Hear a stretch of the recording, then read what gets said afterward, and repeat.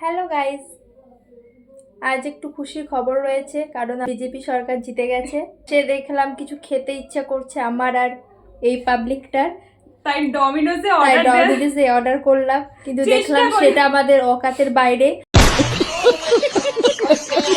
তারপরেও আমরা করলাম, কিন্তু দেখলাম ওখানে স্টোরেজ অফলাইন হয়ে গেছে। তাই আমরা এখন রাত্রি 8টা বাজে চললাম বাইরে কিছু খেতে। কিছু তো খেতে হবে। কিছু খেতে হবে।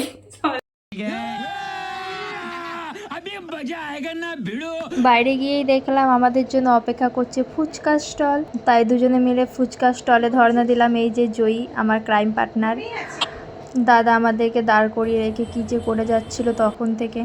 এই যে ফাইনালি আলু মাখতে শুরু করলো। দাদা আলু মাখছে আর আমরা দাঁড়িয়ে দাঁড়িয়ে দেখছিলাম কতক্ষণে আলু মাখা শেষ হবে। এরপর আলুতে সব রকমের ওনার যত রকমের মশলা ছিল সব তাতে অ্যাড করলো। ছোলা সেদ্ধ, নুন, আর বিভিন্ন রকমের মশলা, জানি না কী কী নাম হবে, হয়তো এটা তেঁতুল গোলা জল দিয়ে ভালো করে মেখে নিল। অবশেষে দাদার আলু মাখা শেষ হলো। আলু মাখা শেষ হতে আমাদের হাতে দুটো বাটি ধরিয়ে দিল আর আমরা ফুচকা খেয়ে নিলাম। ফুচকা খেয়ে রুমে ফেরার পথে দেখলাম আমুলের দোকান। তো আমুলের দোকান দেখে ভেতরে ঢুকলাম, কিছু পছন্দ হলো না, দুটো মিষ্টি দই নিয়ে নিলাম আর রুমে এসে মিষ্টি দই খেলাম। আজকের মিনি ব্লগটা এখানেই শেষ করছি। ভালো লাগলে লাইক করো, কমেন্ট করো আর একটা সাবস্ক্রাইব করে দিও।